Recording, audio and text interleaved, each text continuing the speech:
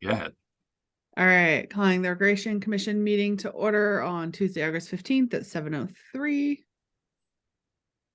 And then first up on our agenda, we actually have baseball. They're not here Yeah, yet? he said he was coming. Okay, Let me go grab my work phone because that's the number he has. Let me go see if he texts me. okay, okay.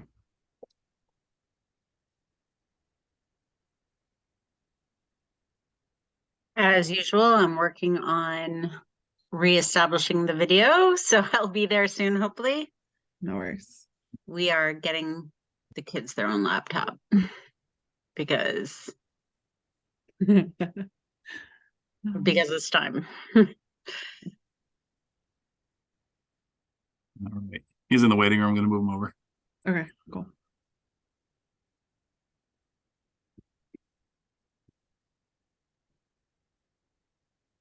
All right, Mike, you're with us now. Can you hear us? I can hear you. All right. What's going on? How are you? Doing just fine. How's everything going, Tim? And the Good, board, thank you. commission, whatever you are. Yes. I'll kick it off, get a little background. So this discussion we've been having is kind of a historical discussion. Baseball, I believe, received some grant funding to install an outfield fence on one of the fields at Mooney. It's going to be the smaller softball field in the back corner, next to the field that we just put the lights on at Eric Green. So Mike reached out a few weeks back to start the discussion again because they want to continue to move forward with it. In order to do the final say, in order to let it go forward, the final say lies with the selectmen. Obviously, they need to come through us. Just for context, we did reach out to conservation because of the conservation land. They gave the green light with the plans that Mike put forward. We reached out to Public Works, and they have no issues with it because there's nothing under the grounds that they're looking to install on. And then building, there will be a building permit needed. I think down the road, we confirmed that with them, but that's kind of a non-issue, just something basic that we do for fencing and everything like that. But Mike, I'll turn it to you if there's any other context you want to add into it. Not really. I mean, this is just an extension of the existing fence that would encircle the field at about 145 feet from home plate. We wouldn't be extending the backstop or modifying the dugouts or anything like that. It would be 6 feet of fence down the Parkerville side, so the left field line to the corner, and then it would drop to 4 feet. There would be a 12-foot gate for mowers and other equipment to get in and out. But it would go all the way over to the right field corner at 4 feet high, and then it would connect back to the current 8-foot fence along the first base side. So I think it was something along the lines of 300 feet of fencing in the outfield, like the rounded part, and then along the lines it's 70 feet on the left field side and 40 or 50 feet or something like that on the right field side. So that's it. It doesn't impact the big diamond at all. It leaves space between the light pole on Eric Green and Miners, the field, the fencing there, so that trucks and other emergency equipment could continue to drive through. There would be no electronics or anything like that. It's to Tim's point, we're not bearing anything. We're not looking to put a scoreboard up at this point or anything along those lines. It's just simply the fence.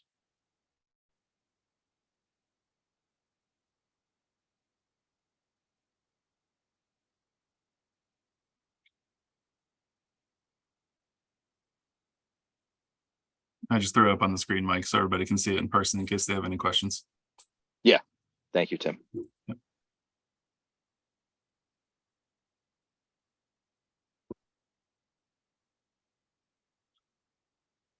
So any questions from the commission on this? My only question, my third attempt, all these different mutes I have on. My only question is that, or I can see it here, but just statement that it appears it will not have an impediment on any of our other fields, access to any fields, the soccer field, etc. Yes, I agree with that. Meaning That's the nothing- goal.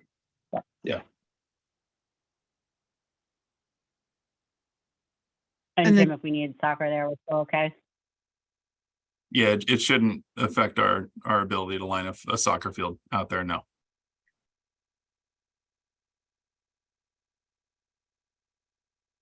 That's all I had.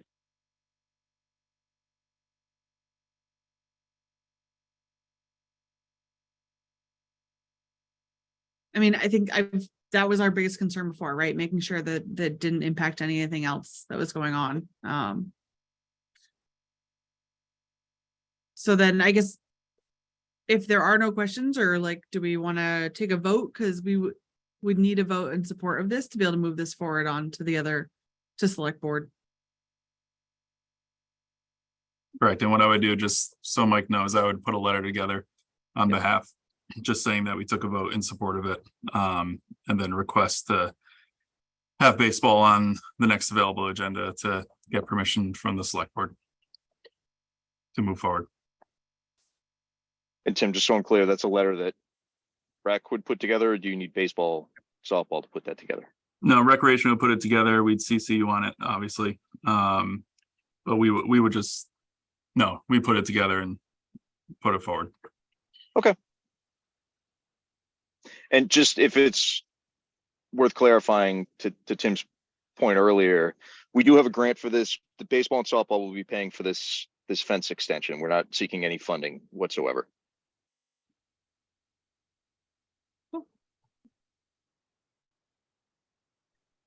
All right, so then I will make a motion to vote to support this additional fencing. A second. Any questions or discussion? Do you want to vote? Yep, and so then roll call vote. Hanson, yes. About yes. Dumont, yes. Stainer, yes. All right. So then I think we're good, Mike. So we'll get that letter off, and then hopefully we can get on one of their agendas fast. So Awesome. This is fantastic. Thank you so much. great. Cool. Thanks, Thank Mike. you. All right. Have a good night, everyone. Good night. Good night. Right.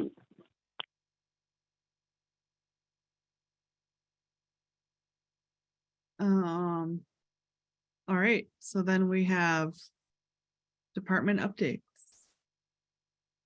All right. Let's get it up in front of me.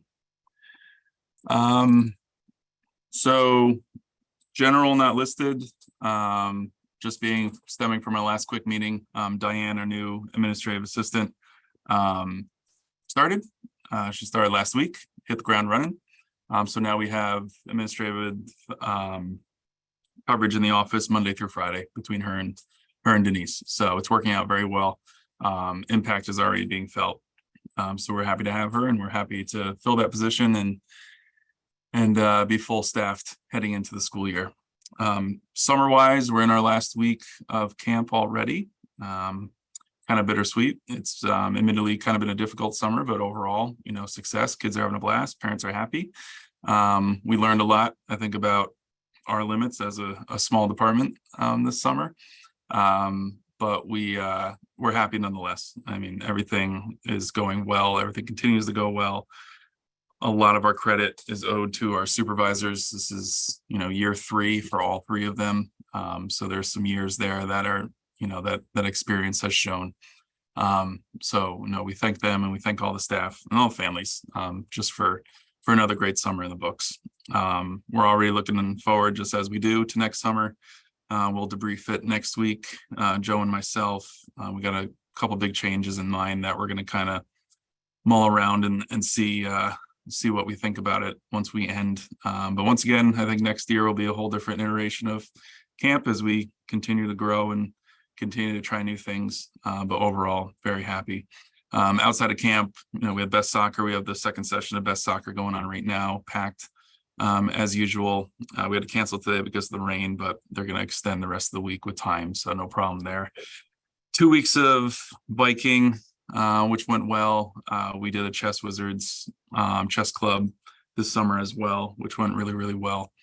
So all of our contractors, as always, went really smooth and performed really well. So we didn't have to, put too much of our efforts into it as we worked pretty tied up down at Woodward. But, same with those. I think we're reevaluating some of our contractors over the summer and looking at some new ones to bring in. We don't want to kind of keep resorting to the same things over and over and over again. So we'll be looking at those and start looking again ahead to next summer and what we want to do. But then outside of that, we had our summer concerts. We had 6 weeks straight of concerts, no issues with the weather, which was wonderful. A couple hot nights, a couple humid nights, but no rain. So all of them went out with no issue. The one highlight, I think we did finally secure a kids performer, a children's performer. And it was a really fun night. Just a lot of families, a lot of kids running around, a lot of non-residents who came as well, just following Stacy Peasley, the performer we had. So really good crowds there, but good crowds, consistent crowds over the course of the summer. I think our lowest was actually 4th of July week, which we can't really blame, just with everyone doing vacations, but good season. I think the only other issue we have is food trucks. We have a bunch of no-shows with our food trucks, but it's kind of out of our control, and we'll line them up again next year, and we'll keep our fingers crossed. But we had ice cream every night, pretty much, so everybody was happy with that. But last week of summer we are in right now, and then we're on to the school year. But next up after this week, we have summer nights next Saturday, so August 26th, starting at 5 o'clock. We met with all of our players, public safety, Board of Health, everybody we needed to over the last month or so. Everybody's on board. Everyone's good to go. Everyone's ready. We got 12 food trucks lined up this year, so an increase from last year. Live band is booked. Inflatables are booked. We expanded our vendor village, so there'll be a bigger presence of some local businesses on site. So we're kind of bringing that back. And then we hired a professional photographer this year, which is kind of new for us. So we'll really capture the evening and try to use those photos for marketing over the course of the next year or so. And our fireworks are going to be bigger. We got a bigger show this year. They gave us bigger shells. I said, sure, why not? Same price. So let's go. So I'm sure, Wow. everybody will be happy with that. So That's pretty awesome. Yeah. Like, that's really awesome. and I it's love going to the be a photographer. perfect night with weather. So I like it. We're at a wedding, boom, unfortunately. boom. Yeah. We're actually very disappointed about it, but unfortunately the bride didn't see it as a priority. I do have one question. Yeah. Tim, going back, and I don't want to like dig in too much, just like high level summary. You said you learned some lessons with the summer camping, smaller stuff. I'm curious about that, and then any impact, if any, felt from the St. Mark's camp, or just kind of status quo there. Yeah, I think, lessons learned, I think really came down to staffing. We had a really young staff, majority of our staff.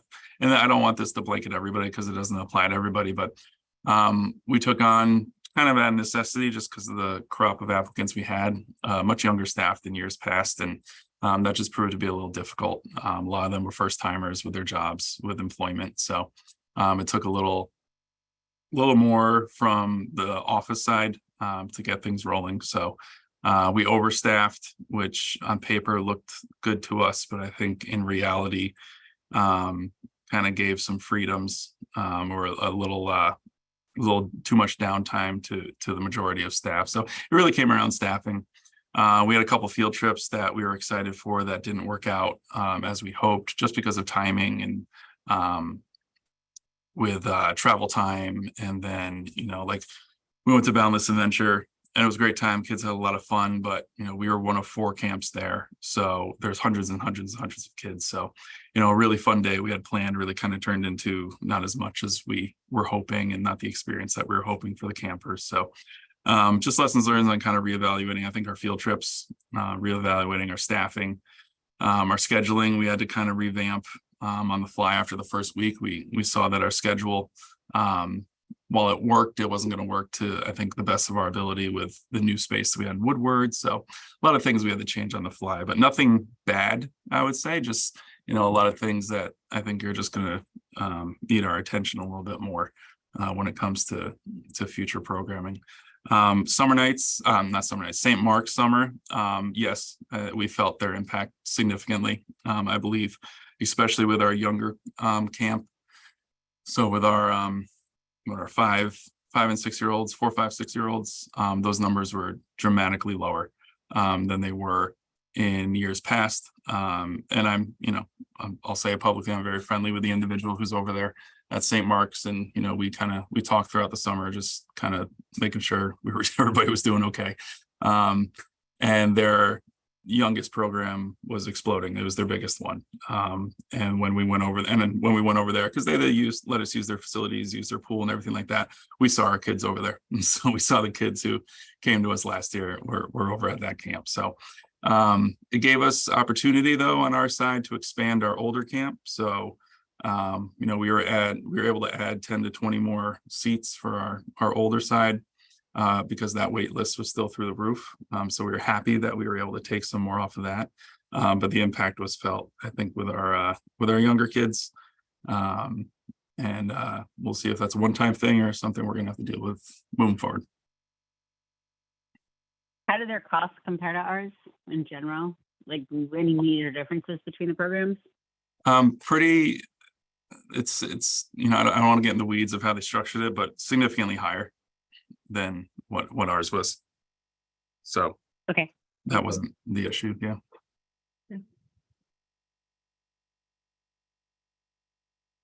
Okay, that's all I had. Thank you. And then next on that list was just fall. Joe's been hauling on fall this week. We're admittedly a little behind getting everything out. The goal is by Friday to get everything out to the public for after school programs, for standalone weekend programs, everything that comes with fall. Cross country will be returning, like I said, wraps for the most part Monday. I think it's going to be mainly Tuesday, Wednesday, Thursday for the first session, just because the holidays and the days off at the start of the school year are pretty frequent. We had a couple new standalone programs. We're going to be utilizing our space at South Union a lot more, which we're excited about. And then Joe just had a bunch of ideas that he's been sitting on that he's seeing through this fall. So I'm looking forward to seeing that on my end as well. Looking forward to seeing that. But fall will hit by the end of this week. And then on Monday of next week, we will release Heritage Day information already. So that's locked and loaded. So Denise and Diane are actually taking lead on that. They asked to take lead on that. So they're going to be putting that out, making that public on Monday, so the 21st. And we'll start, rolling right into that once summer nights ends and turn our focus to that. So.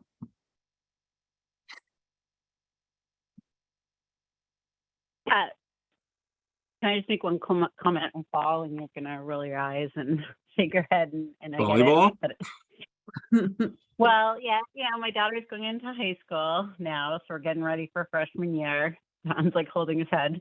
And I just Look. think about how sports align. I think about how sports align, and what you have is a bunch of girls trying out for soccer. You have a bunch of girls who got exposed to field hockey at Woodward. Troutier. And so now you actually have a bunch of girls going, trying out for that. Volleyball is a fall sport for girls. I learned something new. I did not know that the girls and boys had different seasons, but they do. So I do know there's some girls trying out for volleyball. I don't think it's, again, like it's a missed opportunity. Like, why are we seeding soccer? Why are we seeding, and this might be a question for the school, because obviously, they're running it, but like nothing's seeding volleyball. And I'm not saying my daughter would have been some champion volleyball player. She's trying out for soccer, but I do wonder, if she had more exposure, might she be thinking something different? So I just think in general, like, we should look at how the sports align to the seasons, because kids get in the pattern, right? They're like, okay, in fall I do soccer, in winter I do basketball, and in the fall I do lacrosse or I do baseball, because that's what we're trained on in Southborough, right? That's how our youth sports go. But when I look at the list and I meant to send it and I didn't, of all of the sports offerings by season at Algonquin, it's overwhelming. Like, it's amazing. So I just think it's something that in the future, maybe we can take a look at to see, you know, kids get programmed, right? Like, this is what I do this season. This is what I do this season. There's so much offered each season that I think it might be interesting to look at what's offered each season and see if we should not time some of our recreational offerings accordingly to those seasons. So they think of, okay, this is the season I do golf, for example. And I know we offer golf, don't get me wrong, but I just think we could be thinking a little bit more about high school in our timing of things and what we offer. One thing I'll say, Kristen, is that my daughter never played lacrosse, and you would think that would be sort of a seeding thing. And she went out on the freshman team and, you know, loves it. Played the JV team. They didn't have a freshman team, didn't have enough. So freshman year, like, there's plenty of opportunity to just go out really at any skill level. The high school does a pretty good job of giving all of the kids a shot to play. You know, the numbers mean something, like whether they can field 2 or 3 teams, but I haven't really heard of, certainly at the freshman level, anyone, you know, being cut from any of the sports if they really wanted to give it a go. So, No doubt. you know, so Yeah, it's this good. is by no means a criticism. There's no means a criticism of the high school, because I've heard the same thing, right? Like, they say we're gonna play, but you gotta think about this. Kids are, you know, there are kids that are more, I guess, bold and might try something brand new their freshman year of high school. I think there's a lot of kids that won't. So just, you know, exposing them to a broader range of sports, maybe heading into high school, aligned with what the high school offers, is what I'm suggesting, more as an additive, not to say that, like, the high school cuts off any opportunities. I agree with that. And are you, just clear, I mean, are you just using volleyball as an example? Or is Yes, that I am. specific? Yeah, okay. I think with the, Tim, I'll send you a shot of the handout we got. I was like, well, I mean, granted, a lot of it's repetitious, right? Because there's like soccer JV, soccer varsity, et cetera. But I do think, like, we're growing up, and for the most part, kids associate a couple of sports with each season. I know I did. Like, lacrosse wasn't a thing when I was growing up, so I never even thought about it. Like, what's that? You know, and I just think we're in a little bit of that pattern too, where in the fall kids think about soccer, and, you know, they think about baseball. Baseball's expanded to all seasons. So my point is, like, it just might be an interesting discussion to look at what Algonquin offers Mhm. each season and say, oh, are we exposing the kids to that? Or even giving them an opportunity. I will use volleyball as an example of probably needs a more organized feeder program than what we have today that's offered via rec or the school. it's fair. Yep. Yeah, if you can send that to me, I'd be curious to see, for sure. Yeah, definitely. I'll grab it and send you a screenshot.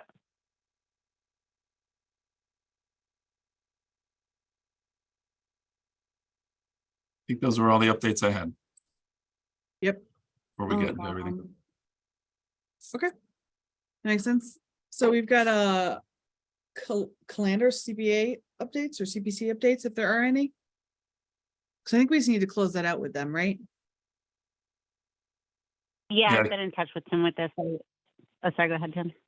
No, I said, I think this was on Kristen. I think this has to do with us trying to close it out. Yeah, I brought it up with the last couple of meetings. We have another meeting on the 22nd. I'll reach out to Freddie. Again, it's just paperwork now at this point that she needs to pass over to Tim.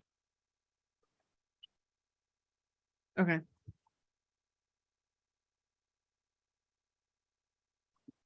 All right. And then just on Calander, just so we know, the town officially owns the field now. So the contractor finished out what they were supposed to do fertilizer wise and everything like that come the start of the summer. So now it's officially the town. So our grounds guy, Andrew, is going to start taking care of that probably in the next couple of weeks. So now we can really daughter- close it out.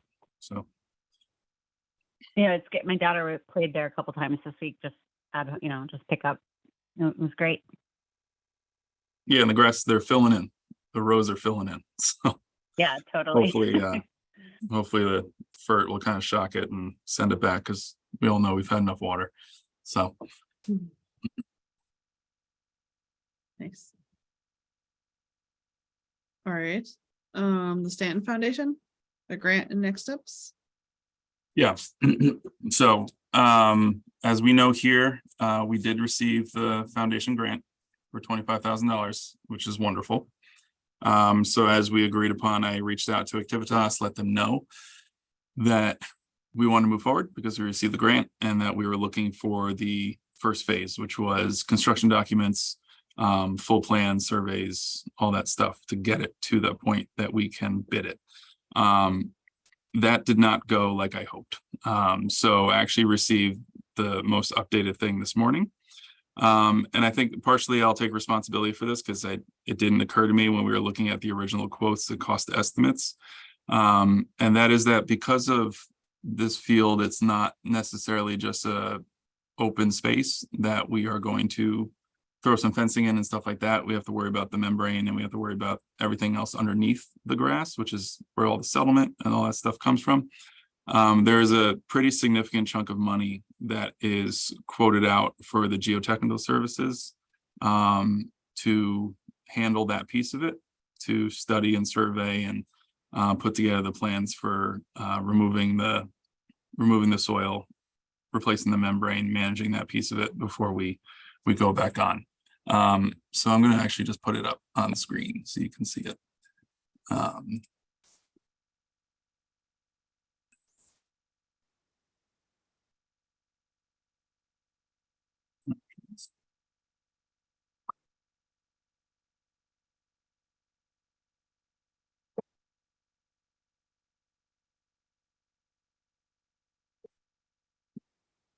You seeing the quote in front of me? Yep. Okay. So, so this lays everything out. The two that you see here with the 6,000 and the 56, those are contracted out for the surveying. I think because of the conservation area of it, I will be honest, I haven't read quite thoroughly through this. So this is my high level kind of understanding of this. But as you'll see, it's this piece right here, which is significant, which is the hold for the geotechnical service estimate. That's not a final number. I like to think that number is probably going to go down because the original estimate was for the entire field, not just the side that we are attacking now to just do the dog park piece of it. But as we see, the cost obviously is inflated past that 25,000. So it's kind of a conversation of how we want to go about this. And I have my idea, but I'll just, I think, open it to initial response before I get into that. So we have $25,000, but the total is the 45 or the 81? The 81. Mhm.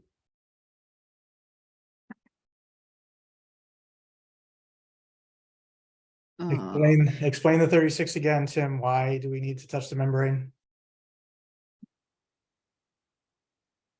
It's from recalling, it's my understanding it's, I think, adding additional onto it. So it's, I think, surveying it, understanding the current condition of it, and then correcting it, because that's what's causing the settling, is everything that's underneath the field. So I think that's what that piece of it is. As you can tell, I'm not 100% sure. I have to obviously dig for more. But Right. that's my understanding of it. So, and was this in the original? Did we see this before? I believe we did. Yeah. All right, well, the couple thoughts I have are part of the reason why we're amenable to doing a dog park here is that we don't need to correct anything necessarily with the membrane, right? Part of the being able to use it for a dog park is they don't care if it's flat. Whereas if we were trying to use it for, you know, an athletic competition of some sort, then obviously it's not playable, right? Right. So my initial question would be is what exactly do we need to do?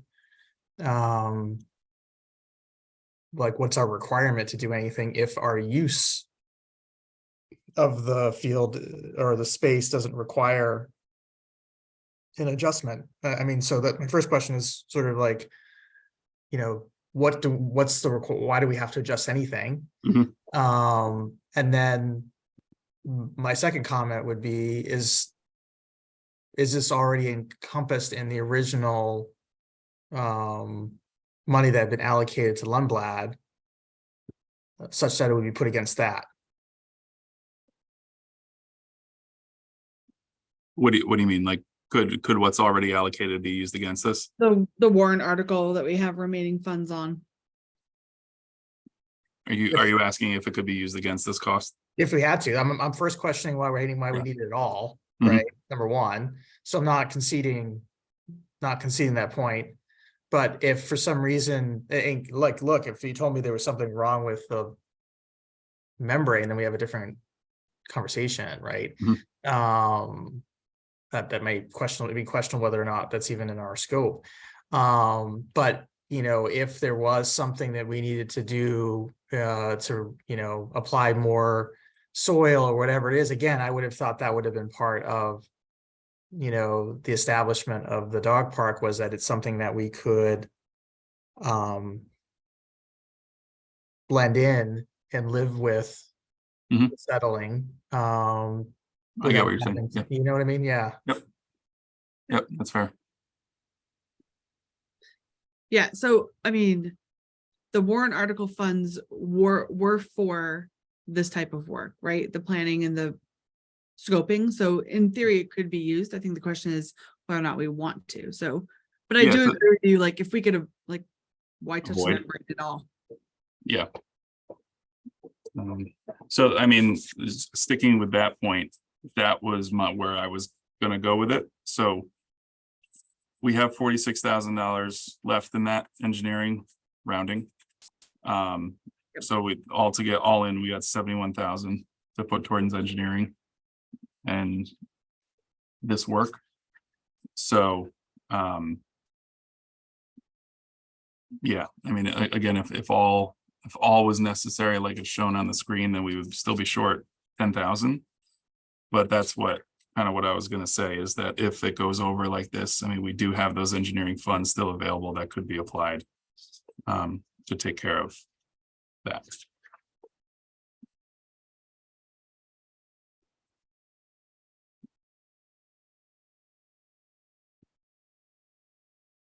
Okay.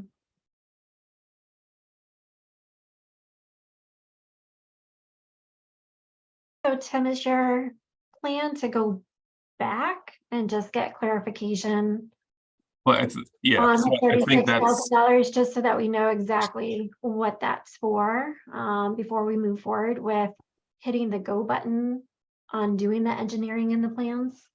yeah, and I think that's very clearly what I'm getting from this. So I was just about to say, so I guess my next question is, what other clarifications do we want to ask now? And obviously I can distribute this, so you can all look at it a little deeper and see if there's anything else that kind of stands out. I know I have a question on the permitting piece of it. I want to know what's required with the permitting piece, because if she's talking about town permits and this, that, and the other thing, I mean, those are things we can get waived. But yeah, I didn't know, outside of those two that Don had, if there was any other clarifications we want to put out right now, or again, it could be something that I can just distribute this document again. It came in midday today. And then you can all send me, you know, on your own if there's any follow-ups you wanted. Yeah, I guess the other question to your earlier comment, Tim, would be,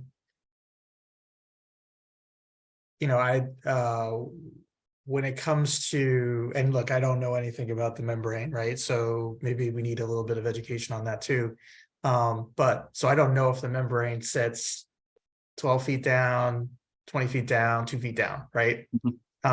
So if there is some question as to the type of fencing that can be permitted, then we should we should have them give us that answer as well, right? So, you know, if we can only go 3 feet down, that means you can only have a chain link fence. If we can only go, 6 feet down, then that means you could have a blah, blah, blah. You know what I mean? Like, you know, I don't think any of us think we're gonna be putting in wrought iron, you know, fences or anything like that. So, it'd be good to understand, you know, what other concepts we should be aware of, and hopefully they've thought about that, you know, as part of their original sort of package to us. But I just was at the dog park in Nantucket, and the dog park on Nantucket is a fence around a grass field. Yeah. It's, you know, it's not crazy. So, you know, I was and I don't think expecting any, a totally different answer there.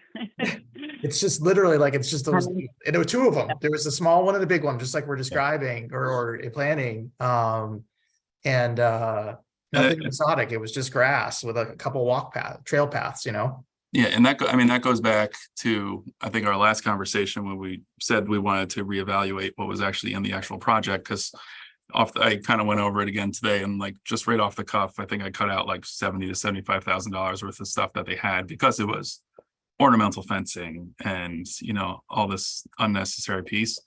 But you know, that partially comes down the road as well, if we can get past this piece of it. Because built within this, I know going through the details, is those meetings for them to come to us and have these follow-ups to make sure they're permitting, or they're sketching out and scheduling out everything that, you know, fits the needs, the cost estimates based on what we actually want to do. So. Yeah, my only comment is just really just adding on to what Don said, like understanding more about what has to be done with the membrane and below. And then two, exactly what he said, like, what does that mean? Because it's not just about now the membrane and the work below, like, how does that feed into, I think we were going to have a water bubbler, right, for the dogs, but now, like, how does that affect the plumbing if all of a sudden we have to touch the membrane and we have to go, you know what I mean? Like, there's That a was easy. cascading We solved effect. that one, Kristen. We solved that one. There's actually already a bubbler there. Yeah. Oh, we took it out That's a win. of the bubbler. But no, but if there's a bubbler there, but now we have to go down again, like, are we gonna, like, I put in new bark mulch that completely screwed up my entire, you know, irrigation system, for example, right? Like, Mhm. so whatever work they have to do in the membrane or below could mess up our water supply. That's just a minor example. It's just basically backing up what you're saying, Don. Like, Yeah. there's a cascading impact potentially. I totally understand both of you, where you're going with that. Yep. So I have a question about, hasn't Northborough recently put in a dog park? Have we talked to anybody who was involved in that project to understand as they were going through the process, if there was any lessons learned, any considerations that they needed to take into consideration as they were building their dog park, maybe having a conversation with the people involved in that project, and just seeing what else we might be missing before moving forward. Yeah, I've talked to them extensively. I'm good friends with the director there, full disclosure, so we talk a lot. But I think theirs just comes down to, it's just a completely different site. You know, theirs is half wooded, naturally wooded, where they are literally putting in a fence. I think they started high level like we were, and they kind of went through the same exercises with, you know, everything that was coming back was just so expensive and so unnecessary. So, you know, they kind of cut it down to what they found was most necessary. And I think we're all on the same page there. That's what we're going to need to do on this piece. But again, I think the questions that you all have, and I think the biggest or issue, I don't want to say issue, but uncertainty is the field and the base of the field, and I guess the impact that's having on this cost. Yeah. Okay. Yeah, so like the permitting, we can find out what exactly that is, but the construction docs will be what we need to go to bid, right? Right. That's Get what we need for the bid next docs? phase. Okay, all right. Yeah. Okay. Yep. Okay.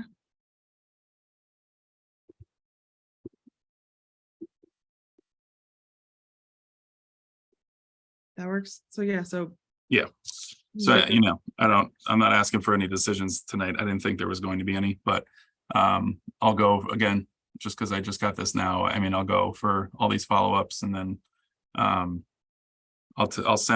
distribute it as well to all of you, and I'll let it sit for the week, let you guys take a look at it. Send me anything else that, on your own that pops out at you, and then I can put together a follow-up to Meg and Kelvin.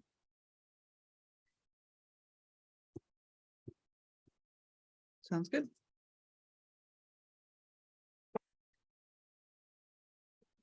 Not as easy as I hoped.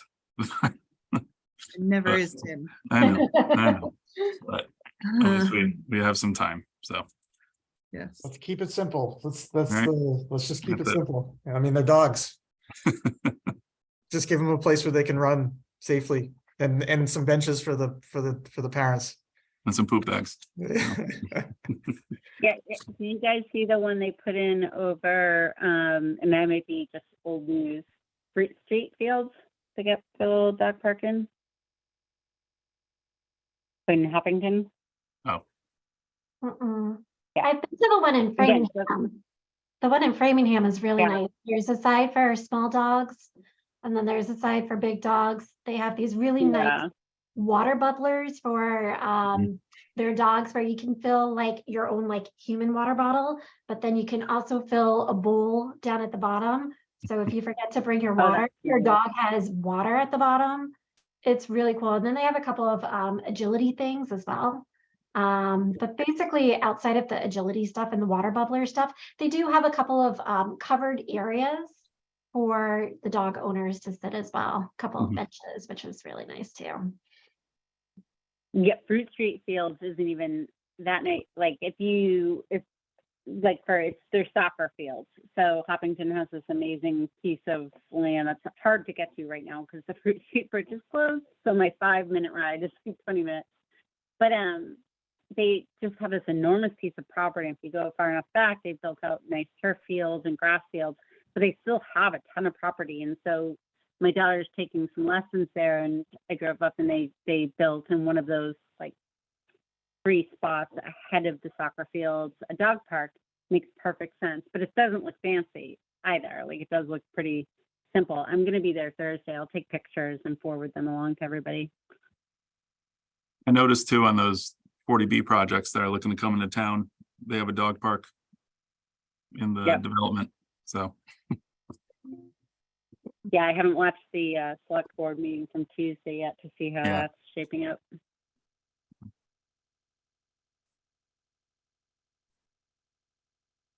All right, so we get on that topic. Actually, quick note, because we're talking about water bubblers. I don't know if you guys saw it. We got our ARPA water fountains in, Yes. bottle fillers and the bubblers. So we put the first one at Woodward, so camp could take advantage of it. Kids thought it was the best tasting water in the world. Trotter, I When think, do we get the town bill for it? say that again? When do we get the bill from the town for it, I know. for the right. water?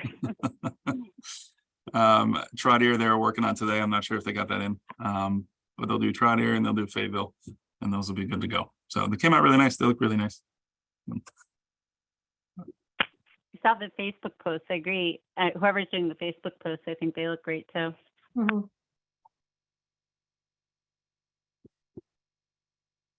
Tim's not gonna tell us.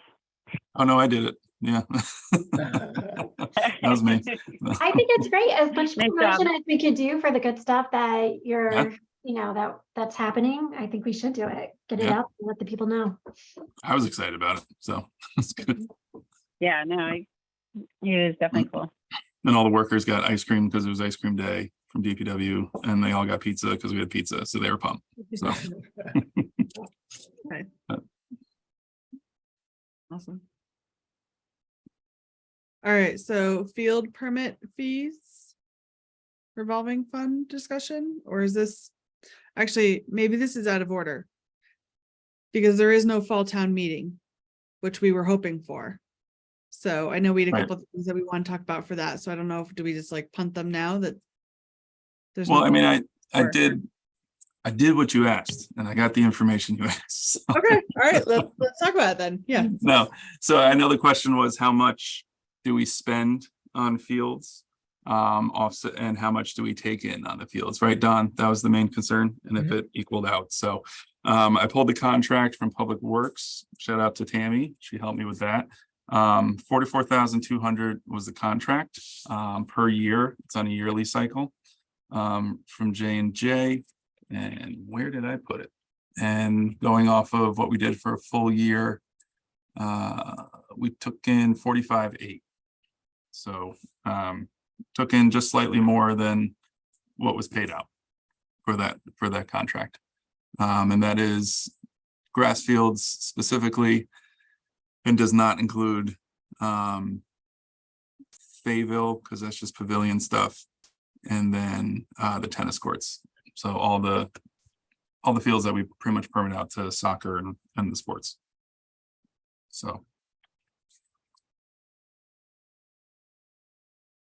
Okay, so it's pretty close to breaking even. and we can still punt it and talk more about if we want to keep going that route, but I just want to share that I put it together so that we have Well, the it's a good data point, Tim, anyway, on sort of idea, like where we should hopefully be taking in enough to cover Yes, the maintenance, right? So that's a great data point to say that, you know, we're We are. doing exactly that. And I don't think We're any of us not. believe it's a profit generator or should be a profit generator necessarily. So Exactly. I think it proves out that, you know, we're in good stead there.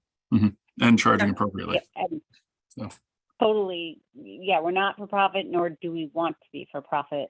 That's not what the idea of recreation is about, so I totally agree. great. And so like in theory, if this were a revolving fund, right? Like you might build up a grand or two over a couple of years, but that also could go back to the soccer goals that break and the nets that get ripped and the fencing that needs to be fixed or the signs Fertilizer. that are replaced, right? Like just like keeping those fields up versus every time, you know, a new net has to be there. We're like, okay, who's gonna pay for it? Yeah. Right? Going around looking for donations. So like, you know, a couple Well, extra that- $100. Or that annual contract could go up as well over time. True, that's a great point. I think it expires next year, so I'm sure they'll rebid it. Right. So Okay. Cool. Yeah. So then realistically, so assuming that we still want to move this forward for town meeting in March, we probably should start these. We still have to start the conversations soon, in this fall. Yeah, no, Jen, and I'm gonna say this, I don't know the ins and outs, I don't know the timelines, so what I'm about to say might sound ridiculous, but in theory, a special town meeting could still happen. If Oh, no, they voted called not to to. by, no, they Right. voted No, not to do it. but if, So but if there was a citizen's petition or something of the like, I don't think they would. No, you can't, because the select board called a meeting. You could put citizens petitions for warrant articles on a warrant article or on a meeting, but you can't, we can't call one. no, I'm not, Right. let me preface this, I'm not asking to call one, definitely not, I'm not, but I'm just saying, I wonder if we should be prepared if there were to be one, and I So, can take that as a takeaway. Yeah, I guess I thought that citizens cannot, like not us rec, citizens cannot call a special town meeting. No, I Oh, think you can, I my think there's some rules on like having a certain number of, you have to have like a certain number of signatures, because I think they've come pretty close in the past. And then we're able to sort of like dodge them. There's a history, I think, on Okay. the blog site. So I think technically Kristen's correct. Somebody could pull a rabbit out of their hat. But I don't think that I haven't seen anybody warming up the rabbit. Yeah, and I think the town put all their potentials forward. And so those were discussed, and there was nothing that generated enough interest to have to call one. So I'm like 99% sure we're not gonna have one. So Yeah, then my only other question would be, is there any item that we're like, and I, again, cannot stress enough, I am not suggesting that we're asking for anything like that, But if there were, is there anything that we're like, oh, it really is hindering us that it's not going to be decided at the fall town meeting versus the spring town meeting? I mean, the only one was that potential if we were going to transfer the engineering funds to construction funds. But even if that doesn't happen in the fall, it could still happen in the spring and we can still stay within, we'll still meet the deadline of the grant for the construction piece of it. It'll just be a little more of a sprint once that's done.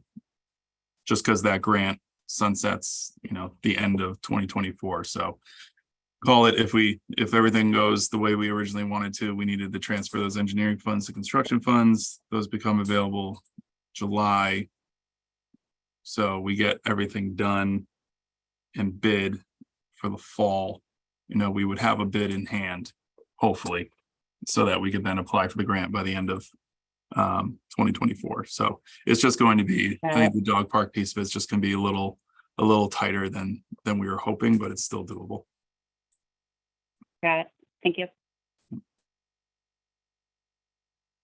But going back for the I think this still requires an extensive conversation on the revolving account. I don't want to just kind of gloss over it because I think it could look different ways.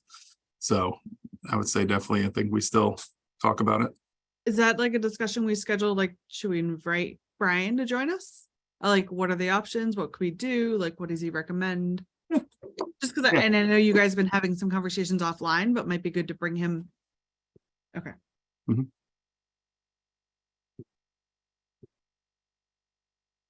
Okay.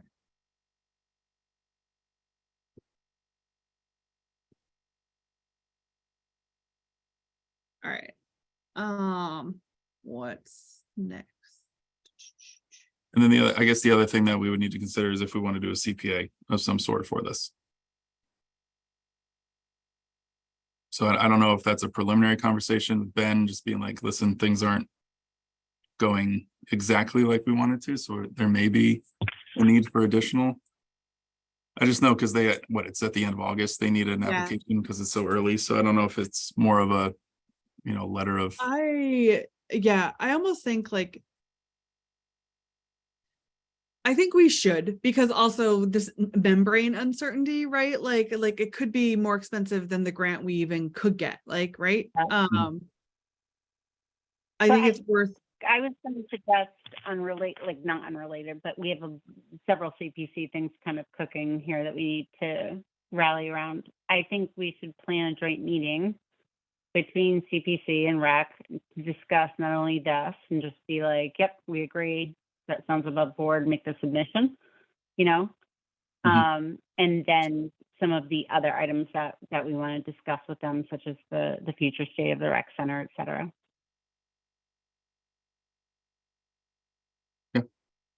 Okay, but we still I mean, should. why not go through the source and be like, hey, this makes sense to us. We think this is how things are shaping up. The dog parks, obviously getting a lot of support, but, here are some of the things happening, and I'm sure we'll get, I shouldn't say it, in certain goals, there's likely to be support, but it's just an easier dialogue, right, than exchanging papers. So don't they, should we send some sort of letter of like, I guess like previously CPC wanted something on paper, right? They didn't want to just talk ideas, but like, do we send just like a cover letter with like almost like the dog park presentation that we had to select board as like the initial, to give them something and then we can meet to talk them through what we're looking at? Or Kristen, not to punt it to you, but being a rep, is that something you could just talk to Ben about and be like, hey, this is what we're mulling around, like what's our next step?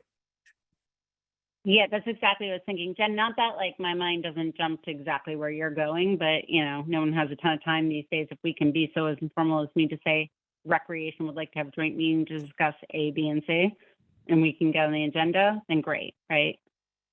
Okay. So I actually was texting with them today to confirm our next meeting date because of the letter request that we have. So, I have an active text change, so I'll just respond to that. They knew we were meeting tonight. Okay. Go read. Okay, makes sense. So we'll wait to hear from you on that then. Yep. Is there anything else we'd be considering for CPC at this point? I don't think so. No, I mean, when we're looking at CPC, I'd say I would recommend or talk to him about the engineering piece as well as the construction piece, just to kind of cover all the bases. And it could be we're gonna ask for money, but we may not use it. It's more of a potential safety Right. net type deal. Right. Right. Okay.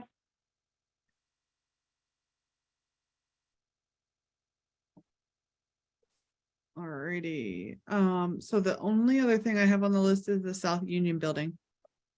To discuss that. So, Yeah. So. Yep. Is that okay, Jen? yeah, you want to dive in and give the summary? I'm going to try to keep it short. Part and part because I got to pick up my son from football. Yes, he's playing football, which if anyone who knows my son is like, what? Your son's playing football? But there you go. We finally gave in. So let me keep it brief because this will be the first of several discussions and meetings that hopefully we're all part of. But in short, there's a bit of controversy going on around CPC funding. Now, the controversy itself is more associated with is definitely more associated with affordable housing.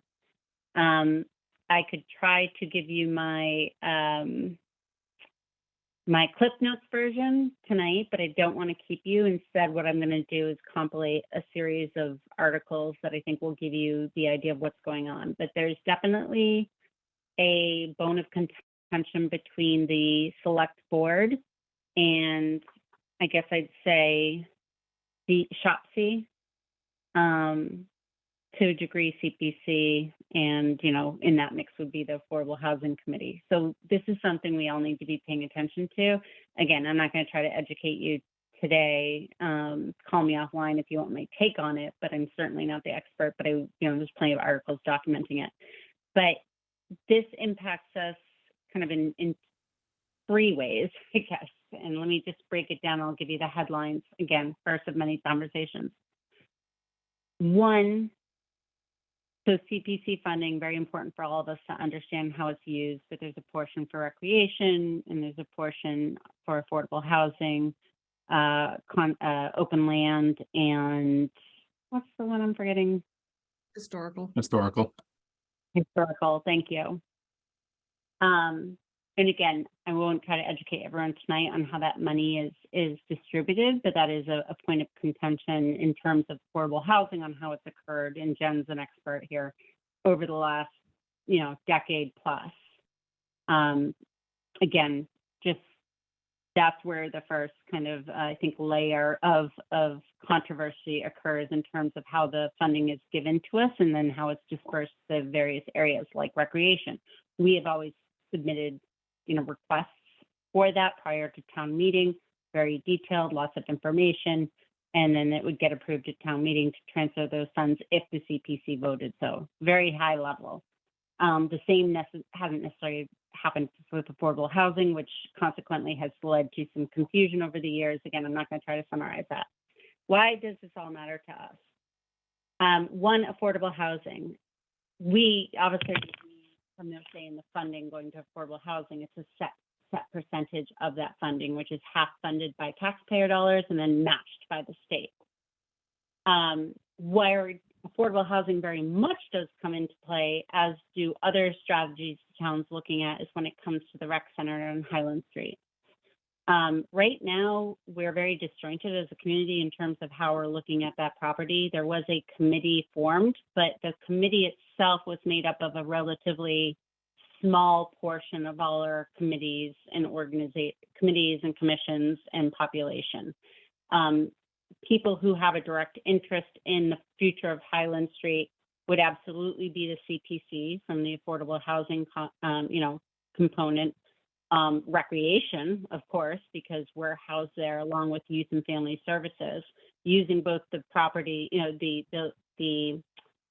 the floors themselves for things like karate and ping pong and pottery, things that just can't be facilitated anywhere else, but as well as significant amount of storage space and the only park on the south side available to children and people throughout the day when the public schools aren't available. But rec was not a party to that particular committee looking at the real estate and the future of this building. Open space as well, you know, in the south side of town, open space like that property itself is a pretty significant and also really like nice looking piece of open space. We don't have a ton of that on the south side, let's be frank. So they also were not included.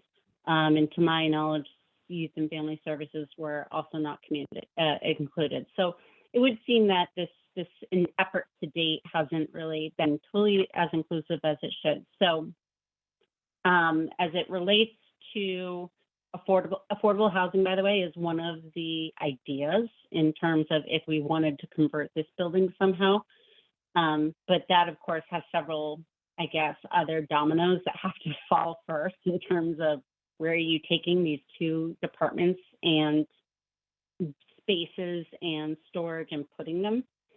But, you know, affordable housing's interested. We're all at the last CPC meeting, which has representation from all of those committees I mentioned, we agreed that we all want to be more invested in the conversation happening within the select board and facilities. And that we thought that we should approach them collectively, each of us writing, you know, maybe a portion of a letter, at least those representing what the CPC funds represent, stating our opinion on, you know, the current and immediate state for the Highland Street building. Because basically I was in the CPC meeting with everybody represented, open space, historical, affordable housing. You know, we were all there, plus a few very interested and educated community members, and everyone was sitting there putting up, in facilities, John Parent, we were all putting up our hands saying like, why are we even talking about this? You know, why are we even considering right now, you know, disposing of this building? And so what I'd like to ask you tonight to consider, potentially vote on, is writing a portion of this letter on behalf of the Recreation Commission in support of just, you know, we need to make sure we expand, you know, the participation in that committee. Our position as we sit today with the information that we have on hand about the maintenance costs, about, you know, the current usage, the current needs, et cetera, put that together to be included in a larger letter from the entire, well, not the entire, I'm sorry, those committees and commissions involved with CPC funding. I wasn't very succinct. I tried. There's a lot more to it, but I tried to get the key facts in there. It was good, Kristen. Thank you. So is, Chris- I guess, yeah, I was saying, I mean, like, because I know we spoke about this like a couple months ago too, and we're kind of waiting to see like where this is going. It's kind of been slow rolling a little bit, but I guess, do we just write a letter from rec? I guess so my personal opinion would be like, if we want to take a position and write a letter, I'd rather we write it just from rec versus a joint letter. Now we're all signing up to all pieces of it. It just feels a little murkier to me. That But makes sense. Yep. that makes yeah. sense. I hear you totally. And I mean, it honestly was, that piece of it wasn't a huge, I doubt that will be an issue Okay. for everyone. In fact, I bet it will probably make more sense to everyone, to your point. So our position is our position, and there's no room for commingling or misinterpretation. Good point. I just have a general question about, so the rec and youth and family services are in the South building. If their input is not being taken as to the use of that building and how it's being used both today and hopes of how to use it in the future, maintenance, et cetera, what opinions are being taken in on it? It just seems like a huge gap and a huge hole if we don't have representation, kind of submitting what our ideas are, what our thoughts are, how we plan to use the building, how we are using the building, what our needs are, what our requirements are, who is representing that for recreation in the town of Southborough, if not somebody from our committee. Is that just a gap that's currently missing right now, and those requirements and considerations are currently not being taken into consideration at this point? I mean, I'll let Tim weigh in on what parts he's been involved in from a a factual standpoint. But that was the general consensus of those in the last discussion I told you about. It was like, why wait? How are we not more involved at this point? Why aren't all of these areas more involved? And that was really what led to this discussion that I'm sharing with you now. Is like, yeah, it's time. It's to Jen's point, things were kind of like happening slow roll in the background, and then all of a sudden, I think now all of a sudden things like jump started a bit, and we're all like, whoa, hold on. And so that's total agreement with you. I mean, I'll let Tim speak to like what level of engagement he's had or not had. Yeah. I think general, inclusion on conversation of the future of our building, selling it off, everything like that. We have not had any input. I think we've kind of spoken here multiple times, and I've kind of brought it up a few times. Like, this is being talked about. Like, I think we need to start paying attention to this, because other people are talking about disposing the building, and Shopsy had a whole committee about exploring the sale of our building and what it could be, but we weren't on that. On the flip side, I know Jen and I are on the community center exploration committee to look at other potential uses of other buildings in town to move us to and create all-encompassing community center. For example, right now they're looking at Finn to make Finn a community center and I guess decommission it as a school. But obviously there are many cards before that need to fall to even make that a reality or even entertain it. So I think the conversation of our space needs and the conversation of where we want to go and what we wish we had are a little separated from our actual building. It's more of we're going to give you this building. How would you use it? Not so much you have this building. How do you want to use it? So I was going to say, I think in this letter too, if we can, I think we need to kind of make a firm stance if we want to leave our building or not. Because I mean, I'll say it now, I have no desire to leave South Union. I think it's a wonderful building. I think it fits our needs for what we have right now. I think it needs work. I think that's not at all in question. I think some money needs to be allocated towards the upkeep of the building. As I know John mentioned, not a ton. But obviously, a good amount of money, but not, millions and millions to get it where it needs to be. So I'm thinking a part of this letter, if we're going to make our stand, should be, do we really want to leave South Union? And truthfully, if we did leave, where would they put us? Where would we go? Because I know they talk about putting us on Route 9 and renting property and like all this stuff, and it just, again, is all conversations that are happening outside of the commission, outside of the department, outside of youth and family, where, going back to Joanna, your point, the input from this group has not been so much at the table.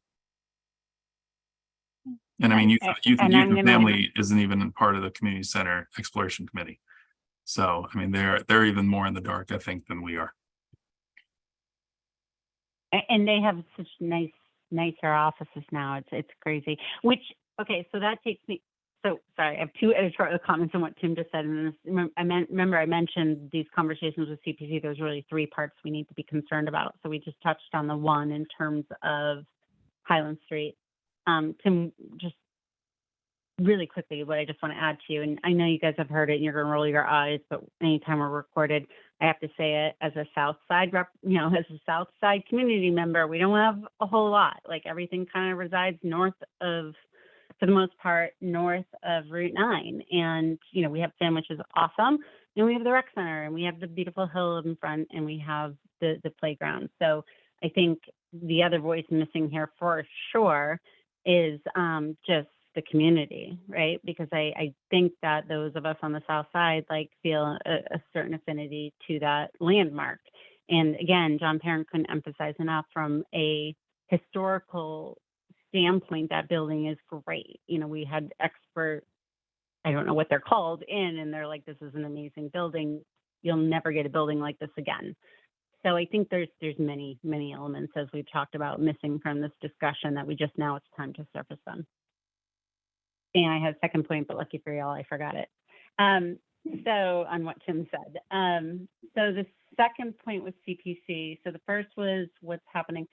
So the second I'm going to kind of tread on a little bit lightly, because again, I don't know a lot about it, and I don't want to, you know, I think it's just something we need to have on our radar, and that's the future of CPC funding. I have been told that in the interest of some in town, that some people just really want to just deplete that funding. And there's reason why. And there's, again, I'm going to not go into the history tonight, but our affordable housing money for CPC hasn't been utilized. There's some back and forth that you can see on mysouthborough.com that I'll share, that, you know, there's two sides blaming each other, maybe even three sides between the various parties involved: Select Board, Affordable Housing Committee, SHOP-C. You can read all about that. And, you know, everyone can get their own opinion. The point is that by not using this funding, that does introduce some risk, but we haven't used the funding for good, my understanding, for some good reason to date, in terms of not being able to meet the requirements in stating how we're intending to use that funding. But I can't say enough. That is my, like, you know, my very basic interpretation, and there's plenty of other documentation out there to read, to educate yourself and formulate an opinion there. The part that's relevant to us, not obviously as citizens of the town, most of us, we care what happens with the affordable housing funding, but as it relates to Recreation Commission, I've gotten an impression that it's the desire of some, perhaps on the Select Board, to ultimately get rid of, just deplete the CPC funding and then potentially ultimately get rid of it.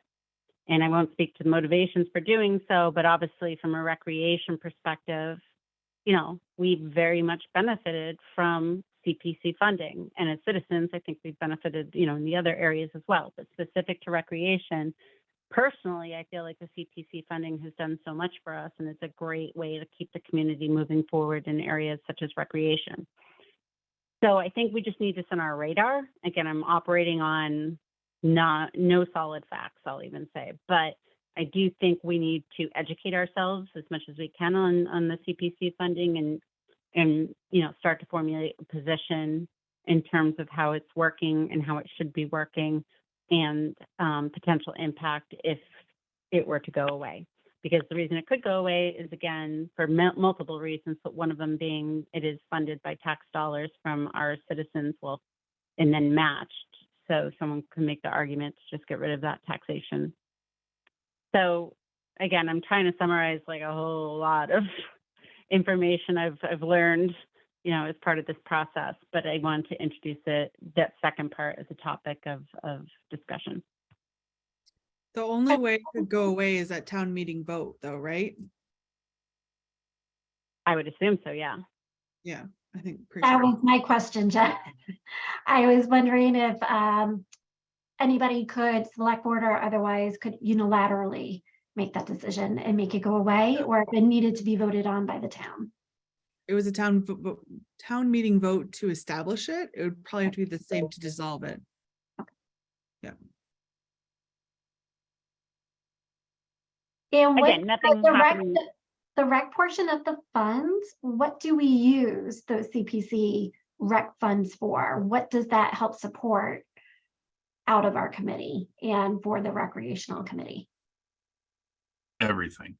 Everything. Okay, so that is our main. No, funding for fall programming? So it's mainly capital improvements. So a lot of the projects that we just completed, the lights at Mooney, the lights at the tennis courts, Calander Field, that's all been paid for through CPA funding. Okay. So they're a lifeline for us when it comes mainly to capital projects. And also, just to clarify, there is a portion that is like earmarked for recreation use. It does not mean us as a recreation department or committee. anyone could apply to CPC with a recreation project that fits within the recreation umbrella and have it go to town floor to vote to fund it. So like anything, like someone wanted to build a walking path, they could create a application, submit it, go to town meeting and have it voted on. So it's just like there's earmarked for recreation in the town projects is what it is. Yeah. Thank you.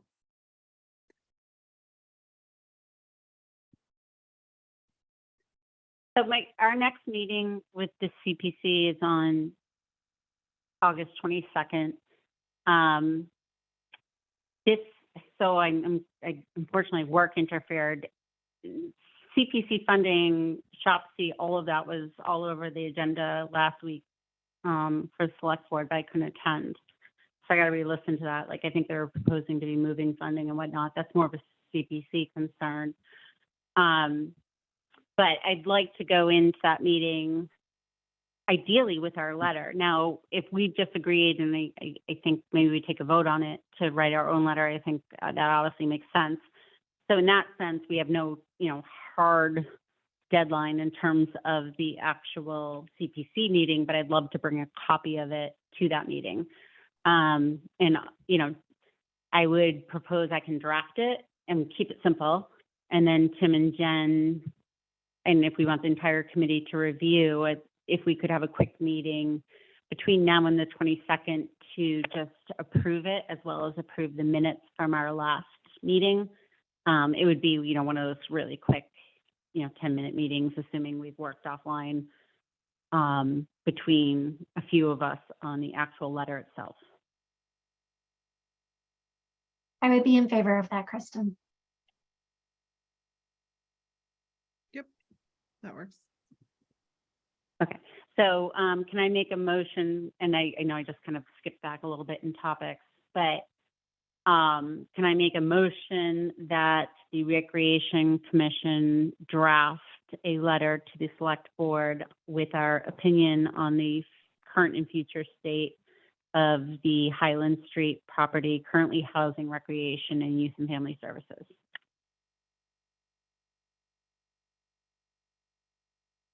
Yep, so I'll second that. And then, so any discussion? Any more discussion? We're good? All right, so roll call vote. Hanson, yes. LeVault, yes? Dumont, yes. Shaner, yes. All right. Okay, last one on this topic, if it's okay, on CPC. Again, more direct in a CPC impact, but something as a Recreation Commission and other commissions who have representation on CPC should be aware of. When you all voted me on to take on CPC, Jen I'm by no means the expert in CPC. Jen is the expert. I still consider myself a newbie. But she had been on it for some time. They require a Recreation Commission representative. So Jen moved off and I moved on to that one. I don't know how long it was, probably a little less than a year. But when that happened, that was a discussion we had, a vote that this commission had, and then it just went on a agenda to the Select Board as one of those, I can't think of it right now, but where they vote. Consent agenda. Consent agenda, thank you. The consent agenda, just to say appoint, Kay LeVault, and appoint other people from other commissions. No discussion. I wasn't asked to come in to interview. The same with the most recent and also newbie from historical. Same process followed. And if you look at our bylaws, that's actually exactly how it should go. That the Select Board shall appoint to the board, the choice. I'm not using the right words. If anyone wants them, I have them. But the choice of the respective committee. Again, that wording's wrong, but the point was the wording would seem to be that the committees decide who they want to represent them, and then the Select Board just needs to appoint them. So the reason this comes up is what's going on recently with some of the controversy, I guess I'd say, around CPC, is that there was someone that the SHOP-C unanimously voted to be their representative to CPC, and then the select board opted not to appoint them. And again, that's something you can watch on YouTube or read I think My Southborough covered it. I won't, try to go into detail there, but it's probably worth taking a look. And again, I can point you in the right direction. The reason why I bring this to the Recreation Commission's attention is just, again, more so radar future consideration. We historically have not had an interview or the commission, the select board decline someone. And then over recent years, we saw the process change kind of back and forth a little bit on whether or not we were even involved when someone joined. And I just think, this most recent incident raises the question of the authority of the committees and the commissions versus that of the select board when it comes to, for example, appointing new people to the committee or commission. So again, what's happening with CPC, it's up, as a personal, as a citizen, you can decide how you feel that kind of plays out. But we as a commission should be aware of that, because I know we had been over the past few years more and more kind of calling into question, wait, where are those lines drawn in terms of what the select board decides and what we decide. So it's somewhat rearing its head again, a little less so than it did in the past, I'd say. But again, I just wanted to call that to your attention. Thank you, Kristen. Can I ask, is there an alignment across all town committee bylaws to make sure that the processes for appointments are in sync? And I don't expect you to know this. It's just something that popped into my head. So for instance, if a committee, yeah, I don't expect you. This is more a rhetorical question. So if we if the Recreation Committee has a process for appointing a person to another committee as a part of our bylaws, is the select board processes in sync with what the individual committee bylaws actually say? It just seems a little bit out of touch that a subcommittee or a town committee would appoint somebody unanimously and that decision not be accepted by the select board. But again, I don't know anything from anything. I didn't see the select board meeting. I am going to go and review it on YouTube myself just to see maybe there was some justification given in that meeting that I'm just unaware of. I'm just kind of curious. The first thing that popped into my mind, well, surely these processes for appointing individuals to committees must be defined. But maybe that's not the case. So I will definitely do my own homework. So thank you for bringing that to our attention.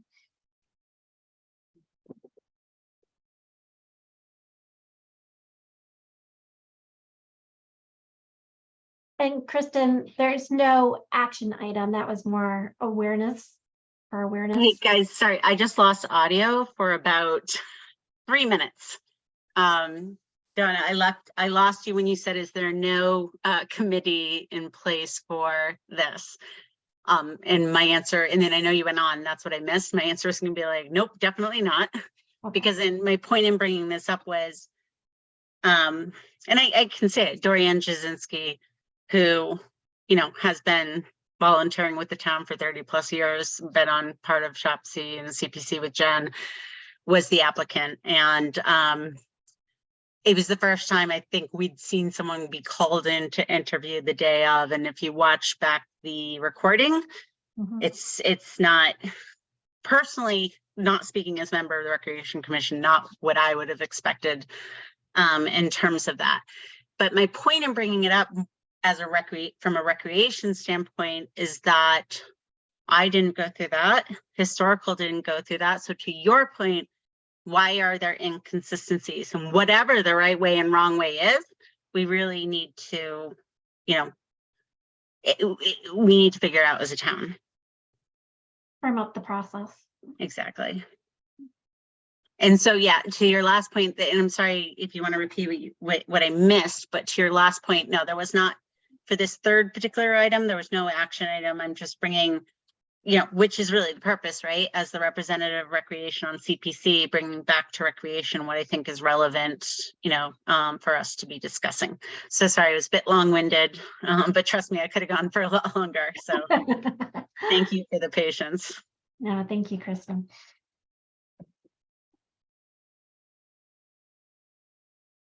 All right.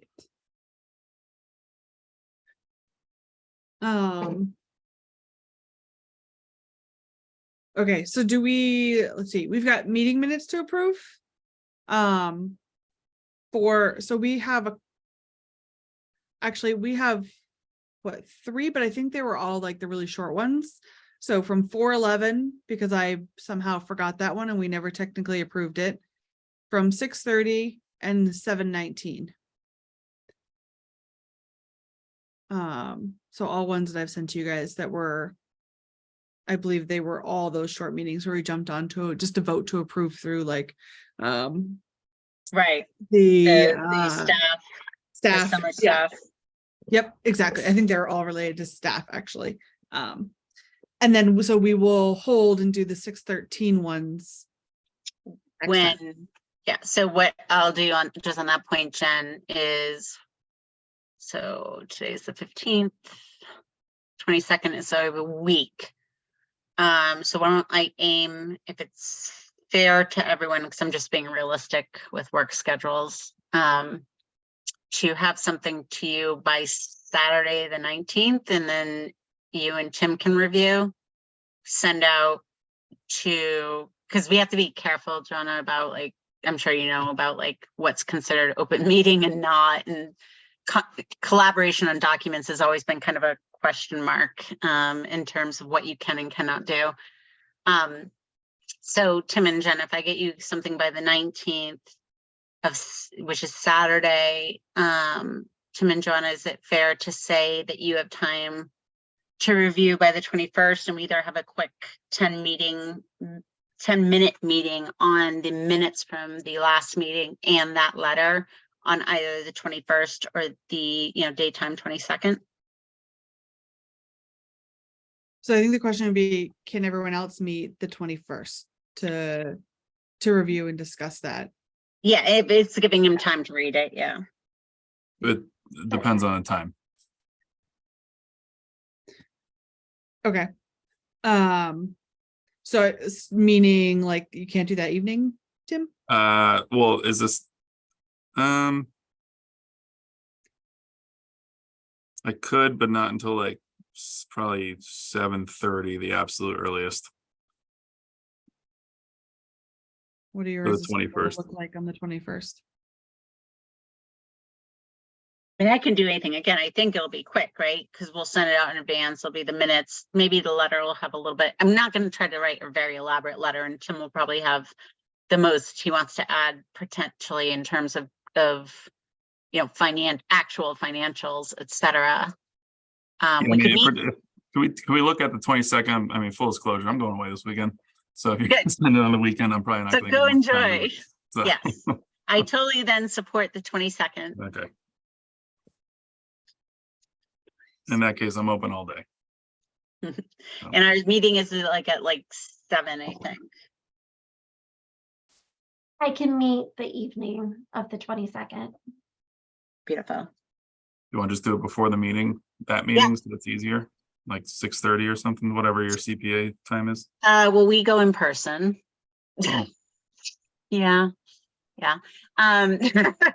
So no, it's good and bad, right? But why don't, is 6 done? Is 6 too early, Don, for a quick Zoom, 10 minutes? 6:30 on the 22nd, or are we talking 6. 6 on the 22nd? I have, I should be able to do it. I have a 5:30 call. I'm involved with some folks on the West Coast, and they really do Yeah. not respect dinner time. So I could 6:15? I could do it. What about 6:15? A little bit better? 6:15 would be better. That would give me a little bit. Yeah. 6:15, 6:30, and then that gives me time to say goodnight to the kids and jump in the car. That's great. Okay. So we'll do that. Okay, And Don, I feel you on the West Coast, like. We're just, And they're peppering me while we're talking too, so Yeah. the emails are coming in as we do Yeah. this. And then you got Europe, who's like, God forbid, don't infringe on my time. 8 to 5, man. So especially in August, they're not even there. Yeah, yeah. can we just schedule our September meeting? So second Tuesday would be September 12th. Does that work for everyone's schedules? Yep. September 12th. Yes, that's okay. Okay, so at 7 PM. We'll get that one scheduled too. Okay, so then I just need, so I made a motion to approve meeting minutes Second. from. Thank you. Roll call vote, Hanson, yes. Well, yes. Dumont, yes. Shaner, yes. All right. Is there anything else? Are we good to close? I'm good. Thanks, Tim, for everything this summer. Yep. And I sent over the Activitas document already, and I put it in that shared folder, so. Awesome. Oh, we got a hand raised in the audience. Hold on one second. Okay. Got Mary Ann. All right, Mary Ann, you're in the room if you want to unmute. Okay, can you hear me? Yes, we can. Hello. Hi, how are you doing? Good. I just wanted to point out that the newly surfaced pickleball courts are beginning to show cracks, and there's actually one area that is quite large that is separating. My concern is that over the winter, when you get your water and freezing rain and stuff like that, it's going to deteriorate those cracks or make those cracks bigger, and also cause more damage. My question is that that surface is not even about a year old. And was there any warranty on that would last more than a year? Because it seems that it should have lasted more than a year, but we're seeing the cracks and we're seeing a big chunk out of one area. Yeah, so I know exactly what you're talking about. I know exactly the area. We've called New England Seal Coat. They know about it. They've come out and they've looked at it. It's under warranty because I'm sure if you look at the area that's kind of chunked up, it's right over that fabric that they laid over as that system that we purchased from them. So it is under warranty, so they're aware of it, and they did say they're going to come out and fix it. It just comes down to scheduling. We're anticipating it at the end of the season, just because during the summer they're all around the state and all around New England doing the more major jobs, because it's more of a patch job from their perspective. So we're aware of it, company's aware of it, and we're hopeful it's going to be fixed by the end of the summer. Okay, thank you. Thanks for letting me know. Mhm. Yeah, great. Thank you. Honestly, it's really nice to have someone come and provide that feedback in the meeting. So very much appreciated. All right, so anything else folks have? No? All right, so I'll make a motion to adjourn at 8:37. Second, All right, so roll call vote, Hanson, yes. Vault, yes. Dumont, yes. Shaner, yes.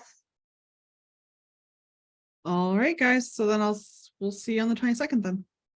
Thank All you. right. All right, No, we'll talk. Next week. No, we'll talk next week really quickly for 15 minutes. That's right. The On the 22nd. yeah, August Yeah, 22nd, Oh, sorry. yes. I thought I heard September. All right. Sorry about that. All right, Go good go to night. bed, Kristen. Go to bed. Yeah, thank you. Bye. Bye. Bye. Bye-bye.